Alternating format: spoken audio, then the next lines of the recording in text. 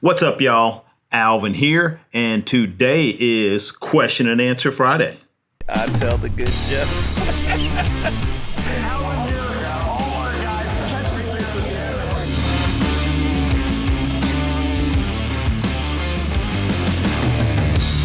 All right, so before we get to the questions and answers, I got a couple things I want to share with you real quick. First is the 5th Loco Trash Bash. That is our lower Colorado River cleanup that we do on the Colorado River downstream of Austin, Texas. If you are anywhere in Central Texas, please check out the website and come support us. So locotrashbash.com. You can come down and help us clean up. We call it the Trash Bash because after we do the hard work of cleaning up the river, we have a big old party where we have music and food and drinks and prizes. So prizes for, most awkward piece of trash, biggest piece of trash, that type of stuff. And it's a really great event. So in the past 4 events, we've managed to remove close to 50 tons of trash from the Colorado River downstream of Austin, Texas. We're hoping to pull out even more this year. So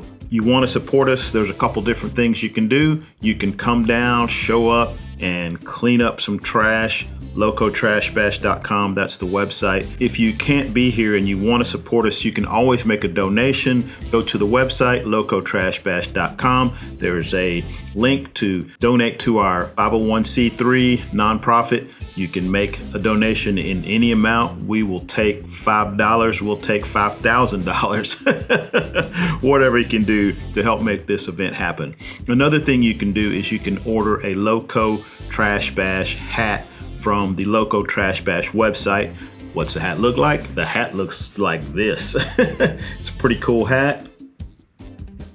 And all the proceeds go directly to the Loco Trash Bash to help clean up the lower Colorado River downstream of Austin. It's an amazing fishery, but it is downstream of a major metropolitan area, so we do have issues with trash floating down from the city anytime there's a high water event. All right, so that's first, locotrashbash.com. And then the second thing I want to tell you about is I have one spot left open for my 2024 Argentina trip. I'll leave a link in the description to check that out. It's going to be an awesome trip, 10 days on the water, fishing some really remote stuff in the northern section of Patagonia. I had a great time last year. I can link to the video that I made about that trip. And like I said, the link is in the description if you want to check it out. All right, let's answer these questions. So first question is from Decolonized Meat Eater.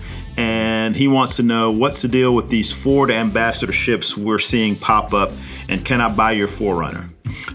Well, Ford reached out to me earlier this year about maybe becoming an ambassador, and so far it seems like a really great program. A lot of the things I've been seeing from the other ambassadors, especially the Bronco ambassadors, they're really doing some cool stuff for the community, and I said yes, of course.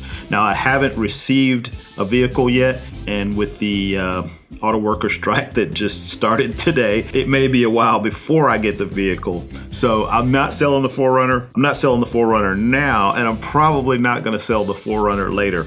I'm sort of a hoarder. That's why I got 6 boats, although I am whittling it down currently, but you always want to have a backup. So thanks for asking, and if I decided to sell it, I'll put it out here and you guys will be the first to know.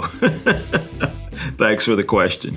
All right, so M Cooker 145 wants to know, would love to become a fly guide, but I'm in North Texas and the fly fishing community isn't as big as down by you. Any tips for getting started or places to look into in the industry? All right, so the easiest way to get started as a fly fishing guide is to go to one of the states where there is a larger fly fishing industry. I started guiding in Texas when I was working at the Austin Angler many years ago, but I think I ended up really being like a full-time guide for the first time when I went to Colorado for the summers, and I spent 10 summers guiding in Colorado, and I really learned a lot during that time. So that's one easy way if it's easy for you to relocate. The nice thing about where you are, being in North Texas, it's year-round fishing. So you could go to Colorado, New Mexico, work for the summer, kind of cut your teeth on the business there. A lot of the clients that you'll fish with in Colorado, New Mexico, Wyoming, Montana will be from Texas. That's what I did. I really bumped up my clientele by just making connections with people on the water in Colorado and saying, you don't have to just wait for that 2 weeks out of the year when you get to take a vacation and go to Colorado to fly fish. We fish year round. You should hook up with me in Texas. And that was really helpful for me. So I've got other ideas. If you can't relocate for the summer, reach out again. We can talk more about it, but thanks for the question. Joho Flies wants to know, how is red fishing in Texas in November? Red fishing in Texas in November is awesome. The fall, early winter is some of the best times to fish for redfish in Texas. Temperatures are cooling down, the fish get much more aggressive, and it's just fun to be out there when the weather is so nice. So yes, I would say late September, October, and November would be prime times for fly fishing in Texas. Thanks for the question. Okay, JC Sewell wants to know, what weight rod would you recommend for largemouth? Now, typically I'm gonna say a 6-weight because that's gonna cover a lot of bases. You can throw a pretty large fly, but at the same time, it's still fun to fight the smaller fish with the 6-weight rod. Now, if you're fishing mostly in lakes and you're gonna be fishing for a larger fish and throwing larger flies, you might wanna step that up to a 7 or an 8-weight. But for me personally, I'll start with the 6-weight. Thanks for the question. Schaefer Braun, I believe that is right. Schaefer Braun wants to know, is your Waterman for sale? And I'm gonna have to say no. That would probably be the last boat I sell.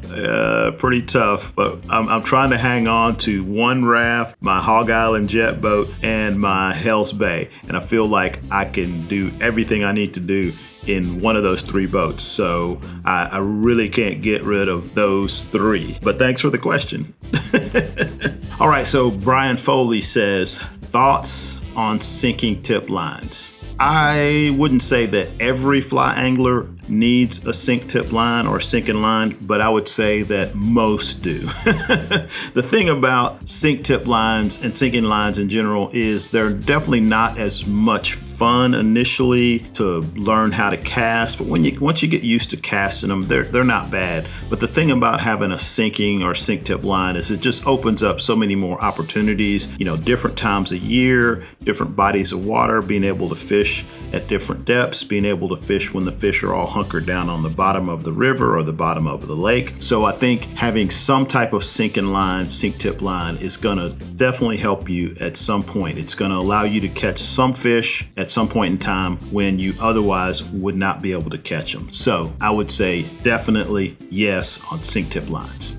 Okay, so Bryce Althoff has a question about saltwater fly fishing. So he has been a Midwestern fly fisherman for years and he's never fished in the salt and he's trying to figure out where he should go for that first saltwater trip. I'm gonna say just hire me. No. Actually, if I was going to pick just one place to go saltwater fishing, if I'd never done it before, a good place to really learn would be going bone fishing in Belize. So Belize is close, pretty easy to get to. Everybody speaks English, and there's just tons of bonefish. I've said it many times. Bonefish are gonna be easier to catch than redfish, especially the bonefish in Belize. They're not going to be a lot of huge bonefish, but even a small bonefish is a ton of fun. And the thing about it is, I think you get a lot more shots and they're a lot more forgiving than, say, trying to go permit fishing on your first saltwater trip or even redfish fishing on your first saltwater trip. If you could only go within the U.S., I would say somewhere along the Gulf Coast for redfish, probably in the fall would be prime time. But if the, world's the limit, I would say book you a bonefish trip in Belize. You'll get lots of action and you'll learn a lot about saltwater fly fishing. All right, thanks for the question. All right, my man Eric Estrada, who has an awesome YouTube channel, and he's an amazing artist as well. Follow him. If you're not following him on YouTube, look him up. Actually, I'll throw a link in the description, Eric Estrada Art. He wants to know, when am I coming to Florida? And I'm not sure, but I'll definitely be there before 2024 is over. Probably not going to make it in 2023, unfortunately. But I'll be there as soon as I can. Thanks, Eric. I'll see you in Florida. All right, General RC says, how do I decide to fish top water for bass or mid-level for bass? And I'm gonna say, just fish with the top water. And if that doesn't work, switch it over. That's usually what I do most of the time of the year. Obviously, in the dead of winter, not much action on top water. I'm gonna start probably with a sink tip. But if things are going well and it's a warm day, I may switch over to a top water later in the day. But typically my default position, unless I'm almost certain it's not gonna work, is top water first and then go down. Anyway, thanks for the question. All right, Benjamin04 has an interesting question. And the question is, why is fly fishing seen as good no matter the species, and lure fishing or bait fishing is viewed as knuckle dragging by the fly fishing community? Now, I'm gonna say that's not true for everyone in the fly fishing community. I would say probably the majority of fly anglers don't look down on other anglers. Anybody out there on the water having a good time, as long as you are obeying the laws, the rules, and just being a good person out there on the water, I don't think you should look down on anybody. And that is a problem with the fly fishing community and the outdoor community in general. There are too many people out there telling other people they're doing it wrong, you know, you shouldn't be out here, whatever. Total BS. If you're out there enjoying the outdoors and you are following the rules and the regulations and you're treating the other folks out there with some respect, you are doing it right. So more power to you, brother. Sometimes that's the only way to catch fish is with the lure or with the bait. I just choose to use a fly rod because that's how I like to do it. I do not look down on anybody else out there, no matter what they're doing. Like I said, as long as you ain't breaking the law and you ain't being a jerk, more power to you. All right. Thanks for listening to me rant, and thanks for asking me these questions. It's really great. I run into people out and about and they tell me they watch these videos, and that really makes it worthwhile for me. It's fun. I enjoy doing this, but it's really a lot more enjoyable knowing that there's people out there, you're out there watching, and that some of the stuff that I'm saying is actually helpful to people. That's the whole goal. All right, so if you like this, if you like the video, give it a thumbs up. If you want to help me out, you can subscribe to the channel. You can buy some merch. You can buy one of these hats. You can definitely help out if you buy one of these Loco Trash Bash hats, or give us some money for the trash cleanup, or come out and help us clean the river up. Anyway, that's all I got for today. Hopefully I'll see you in the next one. And in the meantime, good luck on the water.